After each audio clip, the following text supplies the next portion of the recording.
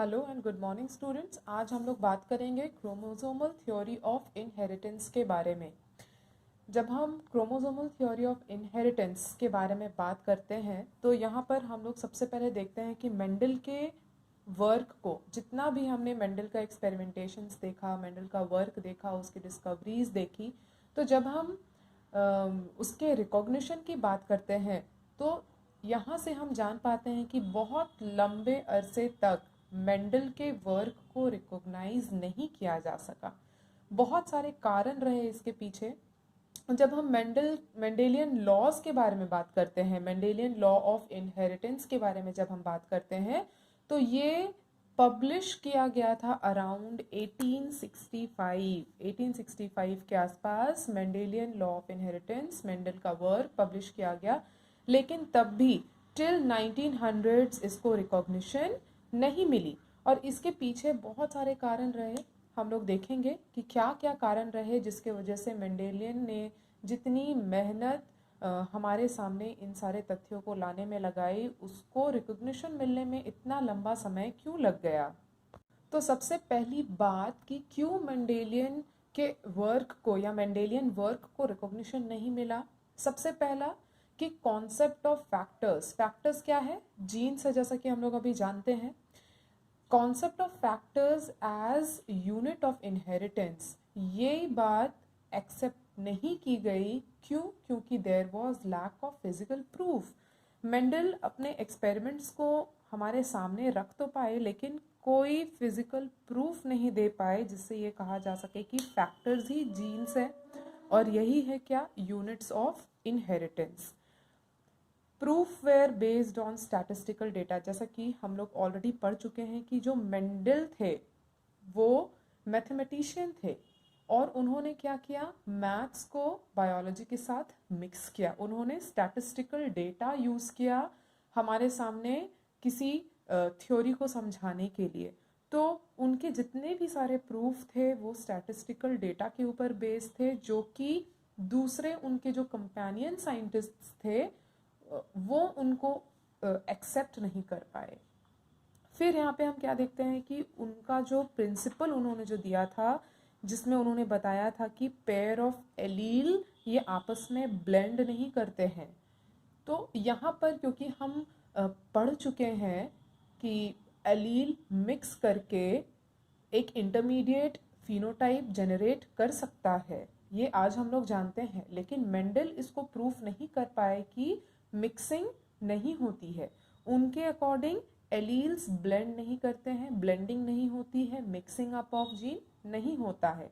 तो यहाँ पर क्या हुआ कि उनका ये जो प्रिंसिपल था ये भी यूनिवर्सली ट्रू नहीं हो पाया।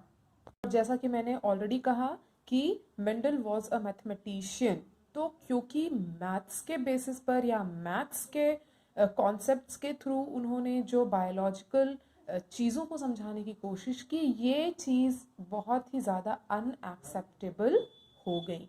तो ये सारे रीजंस थे जिसके वजह से मेंडल के वर्क को रिकॉग्निशन नहीं मिला। लोग इसको एक्सेप्ट नहीं कर पा रहे थे, कंपेनियन साइंटिस्ट इसको प्रूफ नहीं दे पा रहे थे, ऑथेंटिकेट नहीं कर पा रहे थे कि लोग इसको क्या करें, समझें, इसको एक्सेप्ट करें।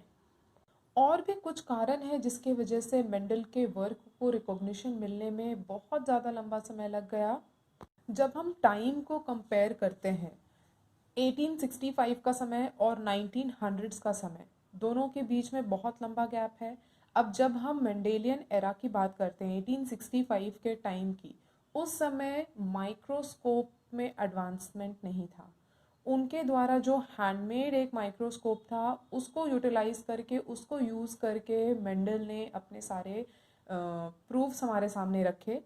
लेकिन 1900 के बाद जब माइक्रोस्कोपी में एडवांसमेंट आया, पावरफुल माइक्रोस्कोप्स डिस्कवर किए गए, बनाए गए, तब जाकर हम क्या देखते हैं कि सारी चीज़ों को जब धीरे धीरे री-स्टडी किया गया, फिर से स्टडी किया गया, फिर से एक्सपेरिमेंटेशंस किए गए और मेंडल के वर्क के साथ कंपेयर किया गया, तब लोगों ने ये जाना कि जो बात आज प्रूफ हो रही है कि ये सही बात है, ये तो ऑलरेडी मेंडल के वर्क के थ्रू साबित हो जाती है कि यही सही है। सेल डिवीजन स्टडी किया जा सका because of the advancement in microscopy, जो सेल डिवीजन है जिसमें जैसे हमने माइटोसिस मियोसिस हमने पढ़ा, मूवमेंट ऑफ क्रोमोसोम्स जिसे हमने देखा, तो ये सारी चीज़ें कैसे पॉसिबल हो पाई? Because of the powerful microscope. Chromosomes were discovered, तो क्रोमोसोम में ही तो जीन्स होते हैं और जीन्स ही तो कैरियर होते हैं कैरेक्टरिस्टिक्स और ट्रेट्स के। तो जैसे जैसे टाइम बीतता गया, जैसे जैसे एडवांसमेंट होती गई चीज़ों में, तो सारी चीज़ें खुलकर हमारे सामने आने लगी कि जो मेंडल समझाना चाहते थे वो यही था।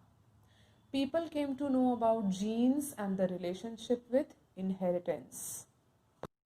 दो साइंटिस्ट्स, एक वॉल्टर सटन और दूसरा थियोडर बोवेरी, इन दोनों साइंटिस्ट ने मिलकर काम किया 1902 के टाइम पे मेंडेलियन एक्सपेरिमेंट्स को फिर से इन्होंने अपने एंड से काम करना शुरू किया और उन्होंने स्टडी किया क्रोमोसोम के मूवमेंट के बिहेवियर को, और इसी को उन्होंने यूज़ किया एक्सप्लेन करने के लिए मेंडल्स के लॉज को। क्योंकि अब जब इन्होंने क्रोमोसोम के मूवमेंट को स्टडी किया, क्रोमोसोमल मूवमेंट के बिहेवियर को स्टडी किया और जब मैच किया मेंडल के वर्क से, तब उनको समझ में आया कि मेंडल क्या एक्चुअली में समझाना चाह रहे थे।